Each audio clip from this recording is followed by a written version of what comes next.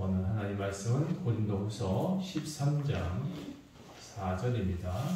조슈아 나오셔서 읽어주시겠습니다.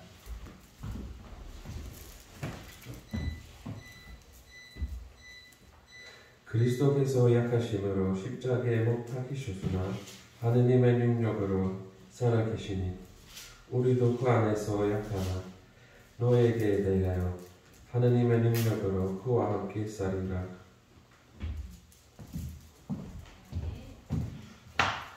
그와 함께 살기를 원합니다. 오늘 제목은 그와 함께 살리라 라는 제목을 가지고 여러분 함께 말씀 나누도록 하겠습니다. 바울은 고린도 교회를 너무 사랑했습니다. 물론 바울은 고린도 교회 외에도 많이 사랑하고 교회들을 잘 지켜냈고 또 복음을 전했습니다. 복음이 전해진 교회들에게는 아버지의 사랑이 좀 남아있기를 원했습니다. 저도 그렇습니다. 제가 가는 곳마다 사람들이 함께 복음이 전해지고 그 복음에서 아버지의 사랑이 좀 있었으면 좋겠는데 많은 사람들이 다시 종교적으로 변해가는 모습 보고 좀 안타깝다 생각합니다. 복음을 전했는데 사람들이 교회에 나와서 형식적인 것이 없으니까, 틀이 없으니까, 우리 교회는 약간 틀이 없잖아요. 그러니까 틀이 없으니까 강요가 없다 보니까 출석이 잘 안 되는 경우도 있어요. 그런데 제가 원하는 것은 여러분 복음이 살길 원합니다. 여러분 안에 여러분이 하나님의 성전이길 원합니다라고 계속 외칩니다. 하나님의 성전은, 하나님의 몸은 하나님의 위로부터 오는 그 공급이 있어야 되거든요. 이 공급함이 주일 예배라고 저는 생각하고, 주일, 솔직히 여러분 일주일 내내 성경 읽는 사람 많지 않죠? 일주일 내내 성경 읽는 사람 없어요. 그래서 주일만큼은 하나님의 양식을 먹는 날이다라고 생각하고 꼭 나와야 되는 것이 맞습니다. 그래서 이 하나님의 양식, 그리고 하나님이 복음이 전해졌으면 그 복음이 살아서 숨쉬고 일주일 살아갈 수 있었으면 좋겠습니다. 여러분, 근데 많은 사람들이 복음이 살지 않고 종교가 살아 있었습니다. 고린도 교회도 지도자들은 바울과 예수 그리스도가 원하는 그런 교회를 만들지 않고 있습니다. 바울이 떠나간 뒤에는 이상하게 고린도 교회도 무슨 파. 현대 교회가 고린도 교회와 너무 많이 닮아 있습니다. 한국 교회의 가장 큰 교단인 장로교단, 내가 또 장로교단 또 말하면 또 나중에 장로교단 어르신들이 왜 우리 교단 얘기 자꾸 하냐고 그렇게 할지 모르겠는데, 현실이 그렇습니다. 200개 교단이에요, 교단이. 교단만 200개 교단이에요. 그러니까 각 교단, 한 교단에 또 많은 교회들이 있겠죠? 그런데 같은 장로교회라는 이름을 쓰는데 200개 교회예요. 차라리 저는 그 장로교회를 다 띄고 예수 그리스도의 교회로 다 바꿨으면 좋겠어요. 그래서 팔을 나누면서 예수를 그리스도를 믿으라 하는 것 정말 이상한 일이 아닐까 저는 생각합니다. 바울은 고린도 교회에 그런 팔을 자꾸 나누는 것에 대해서 좀 이상하게 생각하고 그런 이야기들을 자꾸 이제 권면합니다. 예수의 교회가 되어야 되는데 어찌 너희들 자꾸 팔을 자꾸 나누니? 고린도 교회는 바울이 떠나자마자 분열하고 갈등했습니다. 몇몇 사람들이 문제를 해결하기 위해서 바울에게 소식을 전했어요. 근데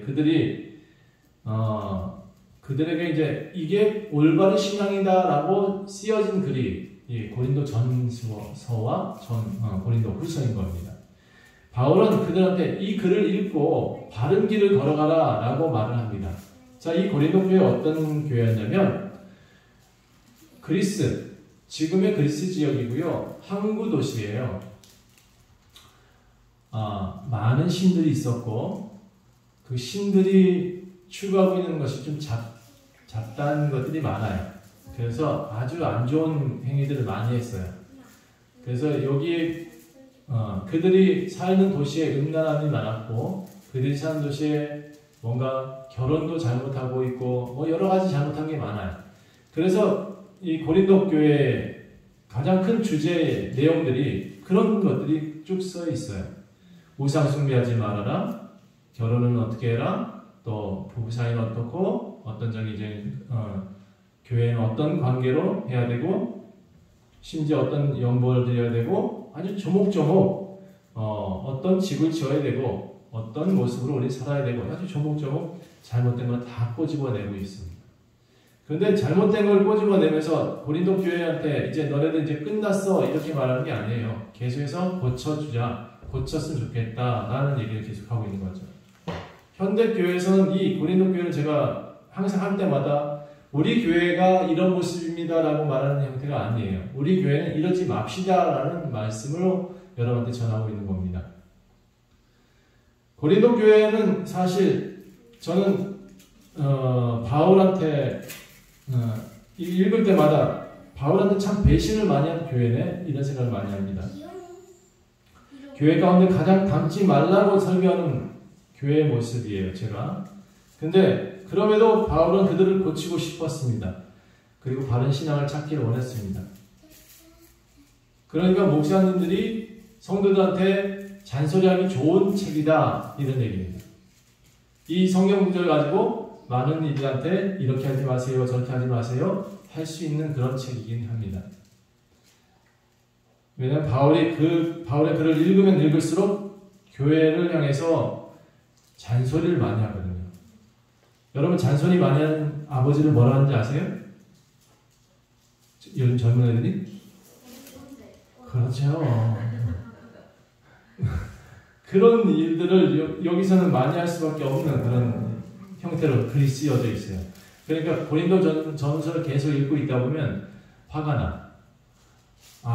아버지가 너무 잔소리 많네. 이런 생각이 들 때가 있어요.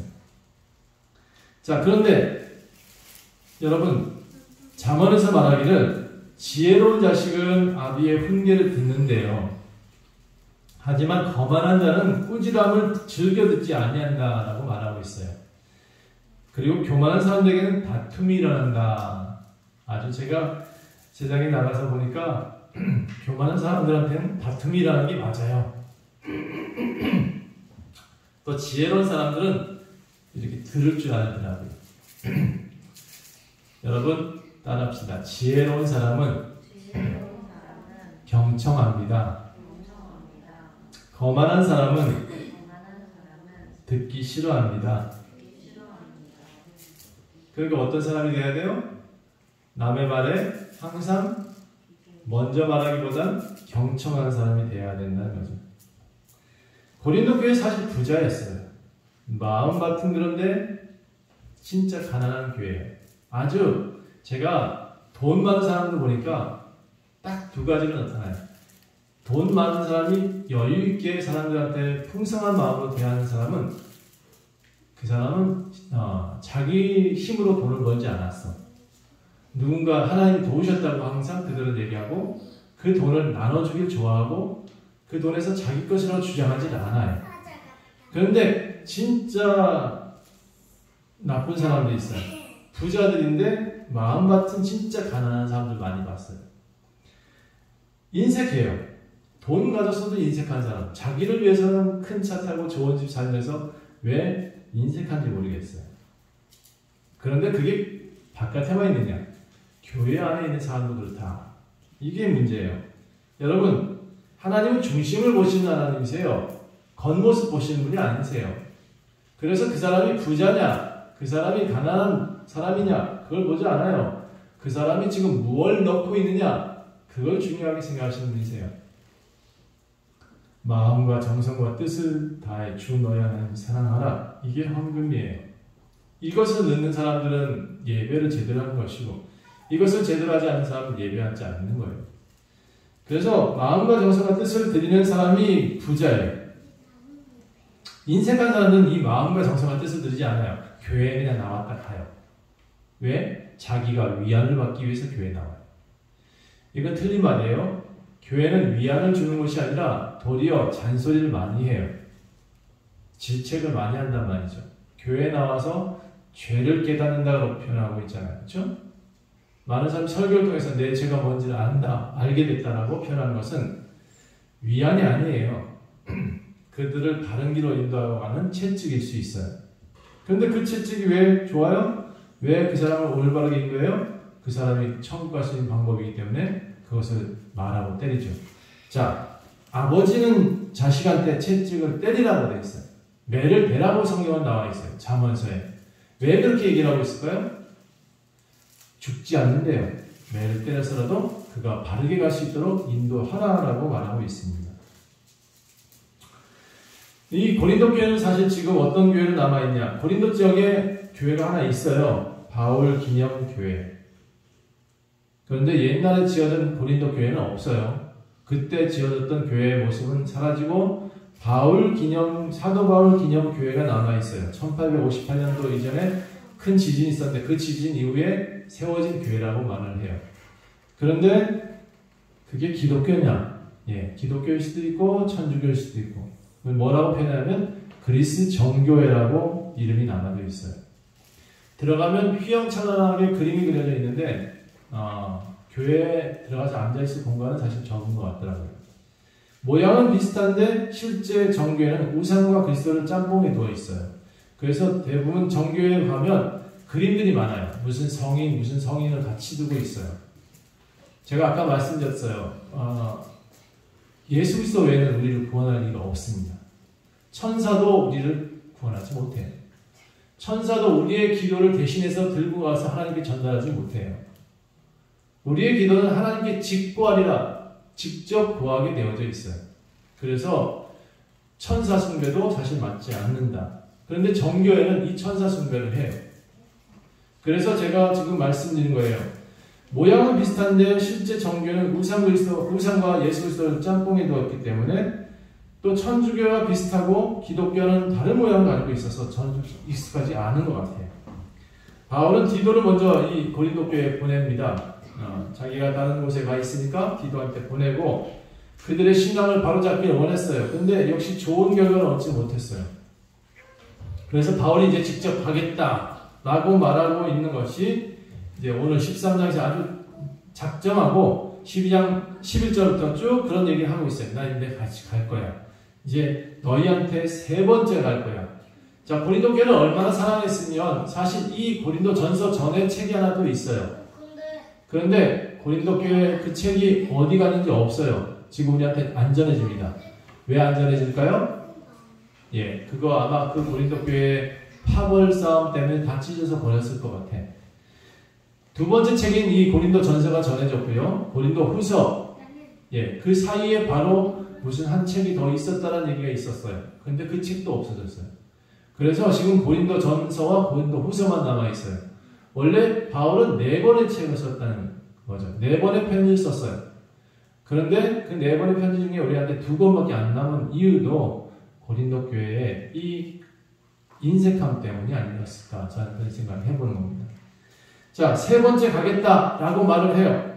바울은 고린도 교회에 이제 가겠다라고 말을 하고는 조금의 기대감을 가지고 이제 나아간다라고 하고 있는데 사실 갈 때 내가 너희를 혼낼 거야 라고 확실히 말을 해요. 13장 2절을 보면 그렇습니다. 내가 이미 말했지. 지금 떠나 있지만 내가 2번째 대면했을 때 내가 혼냈던 것처럼 이제 전에 지은 자들, 죄 지은 자들, 그 남은 모든 사람들에게 미리 말하겠는데 내가 3번째 갈 때 너네들 용서하지 않을 거야 라고 2절에 그렇게 기록하고 있습니다. 사실 바울이 지금 많이 화가 나 있는 거죠. 그들한테 악행을 미리 경고합니다. 바울은 고린도 교회로 다시 들어갈 수 없어요. 사실 없을 수 있을 것 같은데 사실 제가 봐도 없을 것 같아요. 근데 들어갈 수 있다면 아마 이 문장에서의 내용으로 봤을 때 어떻게 용서하지 않을까 제가 한번 상상을 해봤어요. 바울이 어떻게 이 사람들을 용서하지 않을까? 여러분 아나니아 삽비라는 사람을 아십니까? 사도행전에 나오는 사람들인데 교회가 세워질 때 자기의 밭을 팔았다고 해놓고는 반만 하나님께 드리고 반은 숨겨둔 사람들이 있었어요. 그랬더니 어떻게 됐어요? 그들이 죽었다. 하나님을 속였기 때문에 죽었어요. 그러니까 이 바울이 그 고린도 교회에 와서 내가 용서하지 않을 거야 라고 말했던 배경에는 아마 그들이 곧 죽을 수 있어 라는 얘기 같았어요. 그렇게 혼내겠다라고 말을 했던 바울이지만 사실은 그렇게 하지 않아요. 교만한 자들은 바울에게 그럼 당신이 우리한테 증거를 보이시오. 이 당신이 정말 사도라는 증거를 보이시오. 이런 식으로 또 교만한 모습을 나타낼 때 바울은 내가 보여줄 증거? 그래. 내가 너희들 그 증거에 대한 얘기 한번 다시 한번 해보자. 이렇게 말합니다. 3절에서 이렇게 말을 해요. 그는 너희에게 대하여 약하지 않고 도리어 너희 안에서 강하신 분이시다. 저는 이 말씀을 따라 약한 사람이 약하게 사는 것 같아요. 저도. 근데 강한 사람한테는 저도 약하지 않아요. 자, 이 말이 뭐냐? 고린도 교회에 갔을 때 증거를 많이 구했다는 거예요. 그들이 그리스도가 너희 안에 사도니까 당신이 뭔가 능력이 있다는 것을 보여주시오라는 얘기를 많이 했어요. 그때 바울이 뭐를 얘기했냐? 제가 지난주에도 분명히 얘기했죠. 그리스도인이 강한 모습으로 나타난다 해서 강해 보이지 않는 거예요. 도리어 근데 약한 모습이지만 예수 그리스도 안에서 강할 수 있다라고 제가 분명히 말씀드렸어요. 이가 지금 그 증거를 뭐라고 표현하냐면 나 약해. 진짜 웃기죠. 나는 약해. 그런데 예수 안에서 나는 강해. 라는 식으로 얘기를 해요. 여러분도 마찬가지예요. 그리스도 안에서 약하기 때문에 여러분 예수를 믿는지도 몰라요. 어떤 사람이 그러더라고요. 다 예수 믿는 사람들은 약해서 예수님 믿는 거야. 동의하십니까? 전 동의 못하겠어요. 동의 못해요. 근데 어떤 사람들이 그 사람들이 멘탈이 약하니까 교회를 나온대. 아니에요. 저는 그렇게 생각하지 않아요. 바울이 약한 사람이 아니에요. 바울은 가말리엘 선생이고 진짜 똑똑한 사람이고 엄청나게 말로도 이겨먹을 수 있는 사람이고 그 사람 글로도 이길 사람이 없어요. 그런데 그 사람이 뭐라 그래요? 나 약해.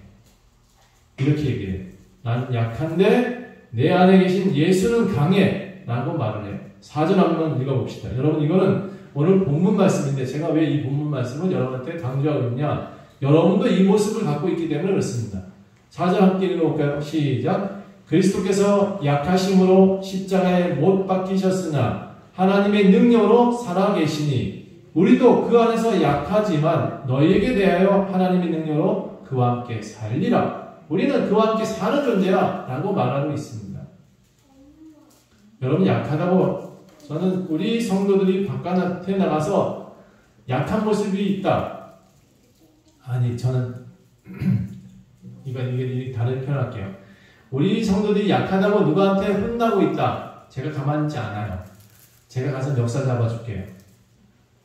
제가 가만두지 않을 거예요. 왜? 예수 그리스도 안에서 우리는 강하기 때문에 그렇습니다. 저는 이 얘기를 하고 싶어요. 제가 약한 사람들한테는 되게 약하게 대해요. 그런데 제가 나가서 기업인들한테는 되게 당당해요. 왜 그럴까요? 저는 그들한테 도움을 주는 사람이니까 당당한 거예요. 제가 기업인들을 두려워하지 않아요. 아무리 똑똑하고 아무리 돈이 많고 아무리 좋은 차 타고 저 앞에서는 꼼짝도 못해요. 왜? 저는 그들한테 당당하기 때문에 그래요. 제가 도움을 주는 사람이기 때문에 그래요. 저는 그들을 너무나 잘 알고 있어요. 저는 예수 그리스도 안에 있기 때문에 저는 당당할 수 있어요. 여러분, 근데 저희가 여러분 앞에서 강한 척 하던가요? 네, 저는 여러분 앞에서 한 번도 강한 척을 한 적이 없을 거예요. 과거에 저는 예수님이 십자가에 못 박혔을 때 그분이 신이신데 왜 안 내려왔을까라는 생각을 많이 했었어요. 신이라면 당장 뛰어내려왔어야 되는데. 근데 얼마 전에 제가 이해를 했죠. 그분은 신성을 가졌지만 육체를 가진 사람이었다. 우리와 똑같은 사람이었기 때문에 그는 십자가에서 내려올 수 없었다라는 결론을 내렸어요. 제가 아마 그 신적 존재가 하나님 명령 때문에 그 십자가에서 뛰어내리지 않았다라는 생각을 했다면 제가 그런 생각을 해봤어요. 만약에 하나님이 진짜 예수님이 진짜 신인데 십자가에 달렸을 때 사람들이 그렇게 창을 찌르고 채찍질할 때도 묵묵히 막고 있었던 것이 아마 하나님이 너는 그렇게 십자가에 막 죽어라, 채찍 맞아라 이래서 떨쳐낼 수 있음에도 불구하고 그렇게 십자가에서 일부러 죽었다. 그러면 예수님이 우리를 기만하는 거예요. 그렇지 않아요? 아주 위대한 존재가 우리를 기만하려고 십자가에 달려 죽는 거예요. 그런데 제가 보니까 십자가에 달려 죽으신 예수님은 진짜였어요. 우리의 모습과 똑같아. 신성을 가졌을 뿐이지. 그러나 그분이 육체의 모습으로 우리한테 오셨기 때문에 십자가에서 죽을 수밖에 없는 존재였다. 근데 얼마나 약해요, 그렇죠? 그렇게 십자가에 죽으시는 그분이. 그런데 보세요. 오늘 말씀에서는 하나님의 능력으로 살아계신다. 그리고 지금도 우리한테 살아계시잖아요. 저는 이 십자가의 능력이 사는 능력이라고 생각합니다. 따라합시다. 십자가는 살린다. 다시 십자가는 우리를 살린다. 그래서 십자가를 붙들고 기도하라고 얘기를 많이 하는 거예요. 여러분, 우리가 약하지만 십자가 앞에서 우리는 강할 수 있고, 우리는 약하지만 예수 그리스도 안에서 우리는 강할 수가 있는 거예요. 우리는 약하지만 누구한테서 핍박받을 만한 그런 일들이 있을 수 있지만, 혹시 죽일 수 있지만, 우리는 십자가 앞에서 당당할 수 있어요. 예수 그리스도 안에서 당당할 수 있어요. 아니, 또 어떻게 보면 당당히 죽을 수 있어요. 우리는 왜 그러냐? 예수님이 이렇게 하셨거든요. 그 안에서 약하나 하나님의 능력으로 그와 함께 살리신다라고 표현하고 있습니다. 예수 그리스도가 우리를 살리십니다. 세상에 나가서 약하지 마세요. 성도 여러분들은 약할 필요 없어요. 당당하십시오. 왜? 여러분 안에서 지금 예수 그리스도가 살아계시기 때문에. 저 믿지 않는 사람들한테 여러분 쫄지 말아야죠. 가가지고 당당하세요. 믿지 않는 사람들한테 더 당당하세요. 지금 이 시기에 너무 코로나 때문에 우리 교회 성도들이 줄어들었다? 그래서 위축되지 말아요. 왜요? 기독교는 안 죽어요. 절대로. 기독교는 죽을 수 없는 신앙이에요.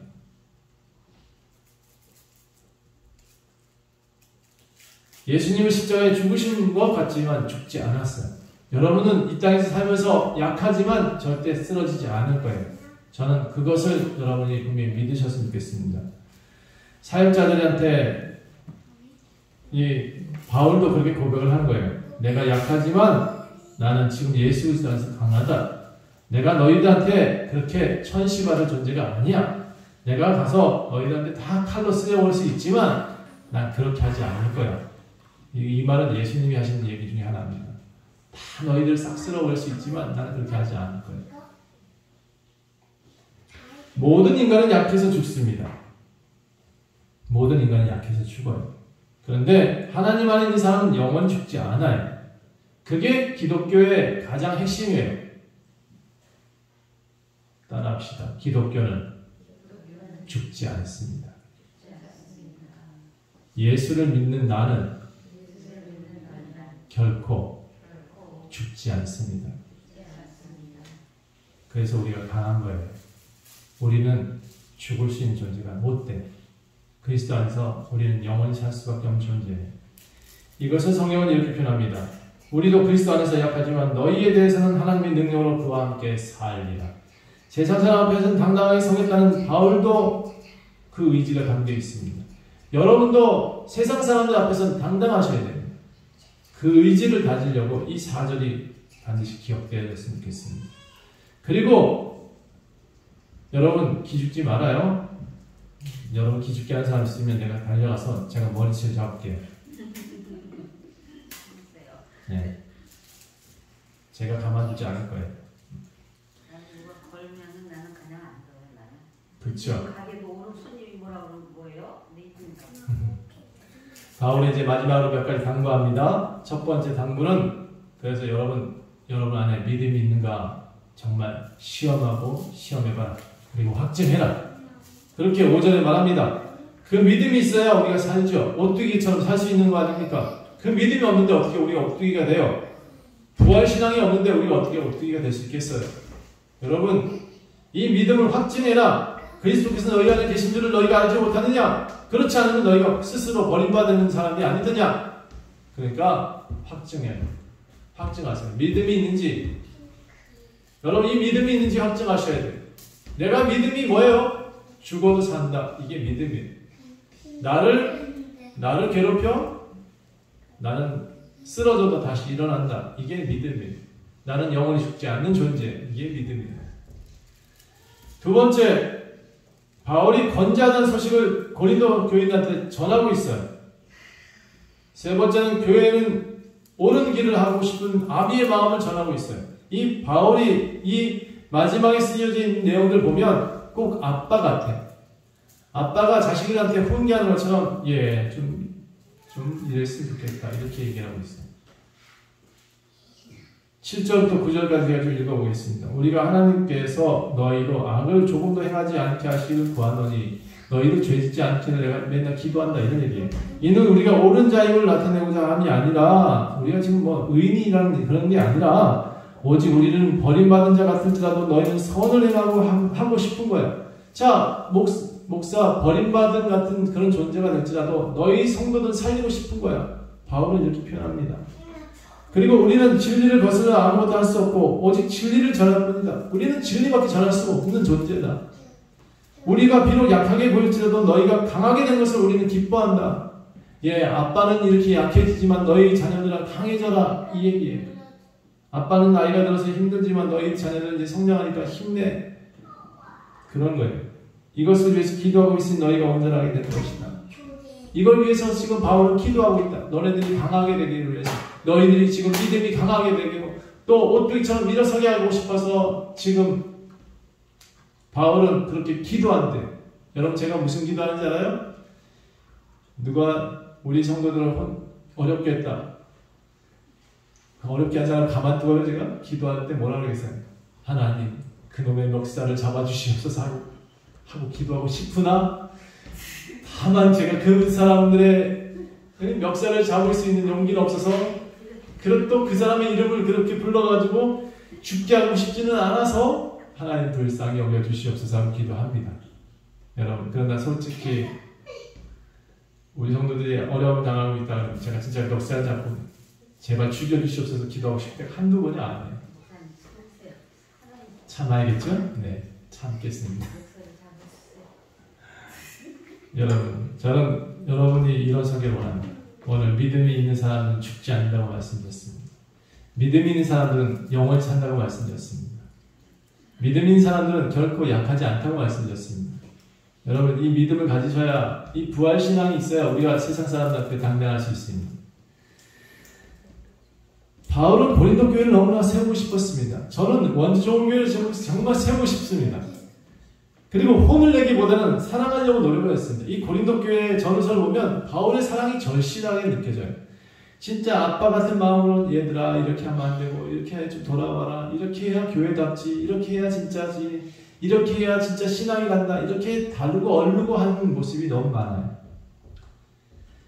13장 10절 그런데 내가 떠나 있을 때 이렇게 쓰는 이유가 이렇게 너희한테 쓰는 이유가 뭐냐면 너 다시 만날 때 대면할 때 주께서 너희를 넘어뜨리려 하지 않고 세워주시기를 원하는 거야. 그 권한을 따라 엄하지 않게 하기 위해서다. 이게 사도 바울은요 가서 혼내면 사람이 다 죽을 수도 있었어요. 그만한 능력이 있는 사람이라고 저는 믿어요. 왜냐하면 그만한 힘을 그에게 주셨다고 믿어요. 저는 그래서 가끔 성도들이 그렇게 두려워하시는 것 같아요. 목사님이 기도하시는 것 때문에 살고 목사님 기도하시지 않고 저주하시면 죽는다. 이런 마음을 드는 것 같아요. 근데 여러분 제가 저주할 사람으로 보여요? 저는 어떤 일이 있어도 우리 교회에 성도들 잊지 않고 한 번도 그들이 저를 괴롭게 해도 저는 한 번도 그들한테 저주한 적이 없어요. 저는 확실하게 약속할 수 있어요. 아니 단언할 수 있고 여러분한테 자랑할 수 있어요. 여러분 저를 어렵게 했다 할지라도 저는 그들을 위해서 기도하고 축복해요.